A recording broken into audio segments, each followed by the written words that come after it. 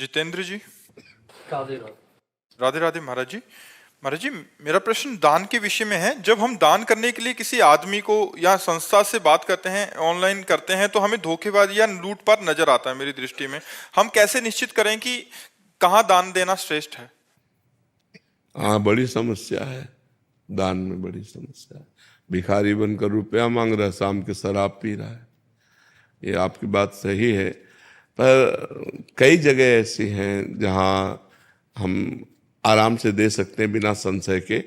जैसे बीमार लोगों की औषधि का, तो हमें लगता है बहुत से ऐसे मिशन हैं जो बहुत अच्छी प्रकार से चलते हैं, जिनमें आपसे मांगा नहीं जाएगा, लेकिन आप देंगे तो उसका सदुपयोग हो जाएगा। तो बहुत से ऐसे मिशन हैं, बहुत से ऐसी जगह हैं जहाँ धार्मिक कृत्य किए जाते हैं, पर प्रायः धर्म की आड़ में अपनी वासनाओं का पोषण होता है। ये निर्णय करना बड़ा कठिन है कि हम कहाँ धन अपना दे दें। तो हम धन भगवान को दें। जिसको भी दान करें तो तुदीयम वस्तु गोविंदम तुभ्यमेव समर्पय, हम उसे व्यक्ति ही मत माने। जब हम किसी मिशन के किसी व्यक्ति को दें तो व्यक्ति न माने, हे भगवान आपके द्वारा दिया हुआ धन ये मैं आपको दे रहा हूं, अब आप जानो, आपका कार्य जाने। अगर वो गलत जगह लगाएगा तो वो नरक जाएगा, आपका मंगल हो जाएगा। तो दियम वस्तु गोविंदम तुभ्यमेव समर्पय। नहीं तो ऐसे तो सब जगह संशय हो जाएगा, नहीं हो जाएगा। क्योंकि जब हम अपनी संशय की दृष्टि से देखेंगे तो फिर हर जगह संशय हो जाएगा। और अगर हम सद्भावना से देखेंगे तो मुझे लगता है फिर ठीक रहेगा। तो हम सद्भावना से देखें, जहाँ हमें कोई ऐसा मिशन, जहाँ ऐसा कोई हमें एनजीओ आदि दिखाई दे कि जिनमें बड़े बूढ़ों की सेवा हो रही, गरीबों की सेवा हो रही, बीमारों की सेवा हो रही, वहाँ ये भगवान ये आपका धन आपको देता हूँ, इस भावना से दे दो, तो आपका भगवान के पास जाएगा। भगवान से बढ़कर कोई अधिकारी तो है नहीं, और वो जो कुछ करेगा वो भोगेगा। आपने तो कल्याण के लिए दिया, मंगल के लिए दिया। जी। श्वेता अग्रवाल जी, जलंधर से। राधे राधे। राधे राधे महाराज जी। महाराज जी, मान सम्मान विलासिता यश इज्जत ये सब चाहिए महाराज जी परिवार में। तो भजन करो, भजन से प्राप्त हो जाएगा। भजन करो। देखो, यदि आप वास्तविक सुख चाहती हो तो भगवान से जुड़ना पड़ेगा। हमारा प्रारब्ध इतना बलवान नहीं कि बराबर हमको सुख दे सके। जैसे दिन है तो रात अवश्य आएगी, तो सुख है तो दुख अवश्य आएगा। अगर दुख को जड़ से मिटाना है तो भगवान की भक्ति करनी पड़ेगी।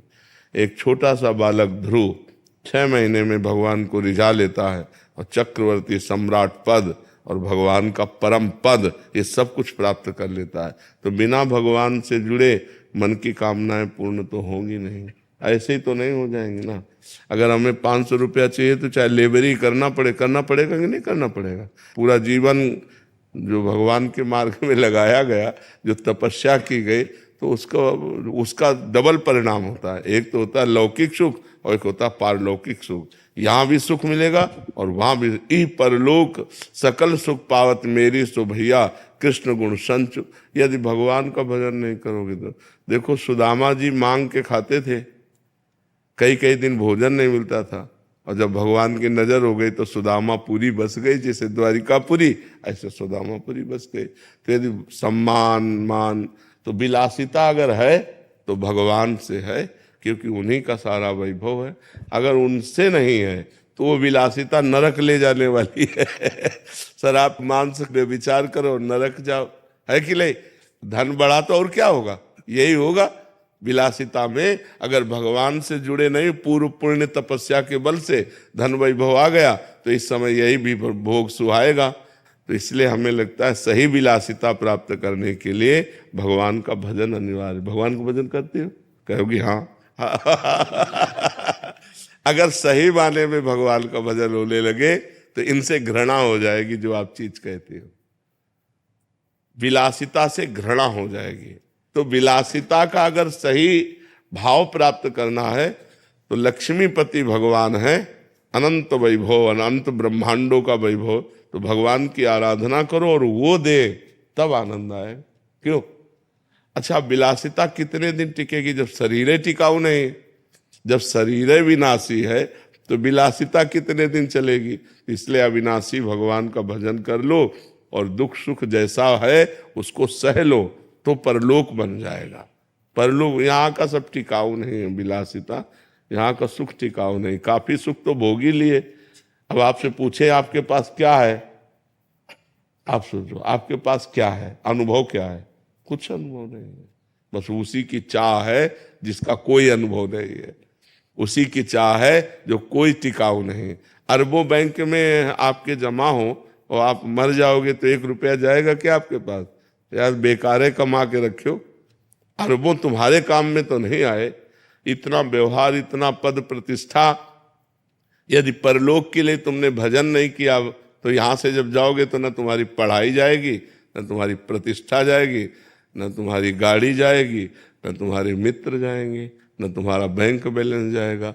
अब अगला जन्म पता नहीं इसकी कौन सा जन्म हो। इसलिए हमको चाहिए कि मनुष्य जीवन में ऐसे आचरण करें कि पाप ना हो और ऐसे आचरण करें कि हमें भगवान की प्रसन्नता मिल जाए, हमारा अगला जन्म ठीक बन जाए। तो खूब नाम जप करो, सत्संग सुनो, शास्त्रों का स्वाध्याय करो और पवित्र आचरण करो। मांस मदिरा व्यभिचार गंदी बातें इनसे बचो तो सब मंगल हो जाएगा, तभी सब मंगल हो जाएगा।